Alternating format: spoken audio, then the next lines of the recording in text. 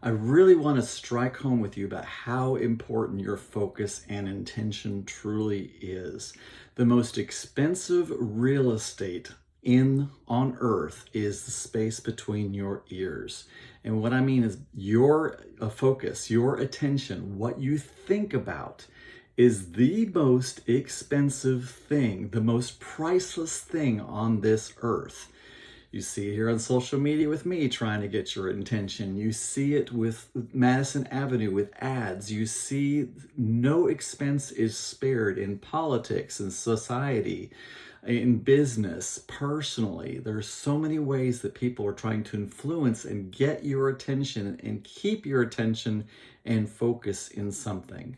Now that parlays right into all that is, because it's your focus and intention that creates the next now.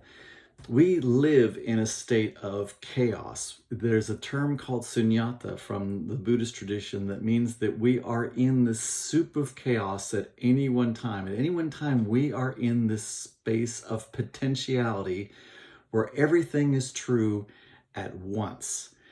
And it's our job to find a way to stay peaceful and tranquil within that midst. But you can also see that within that midst, we pick what we focus and intend on and notice. There's no way our human bodies can notice absolutely everything that is happening around us. As a matter of fact, what we are able to actually perceive is almost about 1% of what actually is. You know, even if you look at the mass of energy and the mass of actual matter that is out in space and through the entire universe, we can't account for 96%. So 96% of mass and energy is called dark matter or dark energy, because we don't know what it is. It's just out there's this great soup of something that we know is there mathematically, we know is there by its causation, but we have no idea what it is. So what I'm saying to you is that we already do only focus, intend on a certain amount of what is actually so. Well, it's your decision of what it is you're going to focus and intend on and how you relate that to yourself. Anything out there there's anything out there that can happen. There's somebody that's gonna both be happy it happened and sad it happened. And you have two ways of looking at absolutely everything. You can look at everything as a challenge, or you can look at everything as an opportunity, or you can look at it as a dilemma, or you can look at it as something that is possible. You can look at it as like, oh, another thing that I can intend and fix, another thing that I can grow into. If everything absolutely went completely your way with nothing for you ever to change or think that you wanted different, you would actually be bored to death. Literally, you would die. The human body would die. The mind would die rather, if it had nothing to work on and change in some aspect. That's what we're built for. We're built to build. We're built to create. We're built to think about new ways of doing things and creating new things.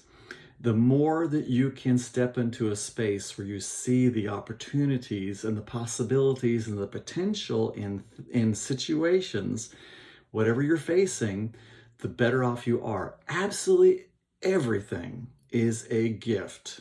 Absolutely everything. Sometimes the wrapping paper is really crappy. Sometimes it really, really is. Sometimes you have to get real universal in your thinking to see something as an opportunity, but it absolutely is in some shape, way, or form as an opportunity. If we don't think of it as an opportunity, then what we are victims.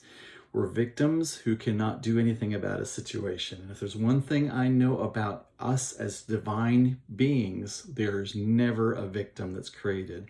We can step into victimhood, but that is when we strip ourselves of power. And I'm looking for people who are ready to empower themselves. I know that I'm ready to empower myself because that I know that I am at cause. I know that you are at cause. And when you understand that you are at cause, at first, it can be a little like, oh my gosh, I created that. You can be like, oh my gosh, I created that. Oh my gosh, I created that. But once you understand that, then you can learn how to look at it in a different way, and you can find, the opportunity that's available in it. And sometimes it's hard to find. And that, my friends, is the work. The work is continuing to look for the opportunities, continuing to look at the miracle, continuing to look for the gifts in things. Ram Dass once said that the starving child is perfect just as your wanting to feed that child is perfect.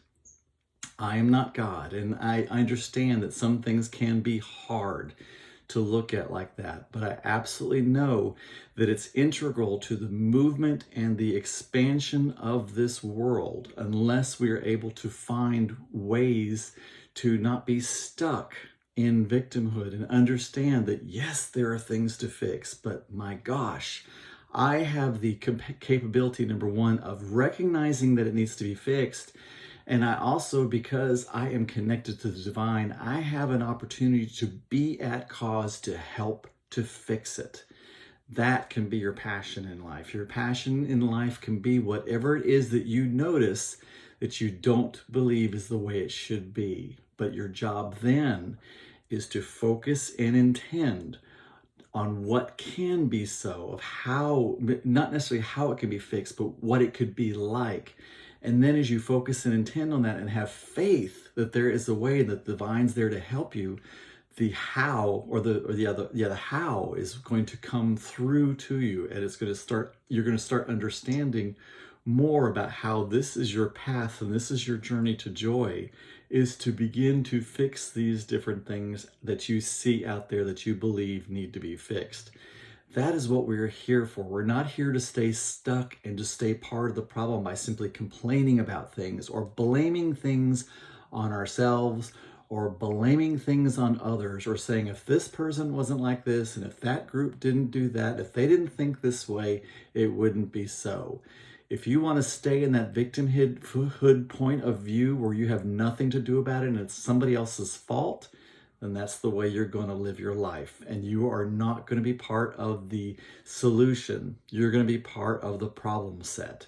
I know for me personally, I am going to be part of the solution set. And that is my mission, is to get as many conscious quantum creators as I can together to change this world one to unconditional love. We will absolutely 100% find the opportunity in absolutely everything. And with our focus and with our attention and with our faith in the divine, we will move this world to one where everyone has joy and peace and tranquility. We bring love to this world 100%. That's my mission. Not a big one, right? I would love to have you join me at www.facebook.com/groups/boostyourbrilliance. It's my free private Facebook group where we work together to create a whole new world, and where you have the opportunity to work with me one-on-one. I hope you'll join me. Look for Divine Angelic Manifestors on Facebook or facebook.com/groups/boostyourbrilliance. Talk to you soon. Love, peace, release.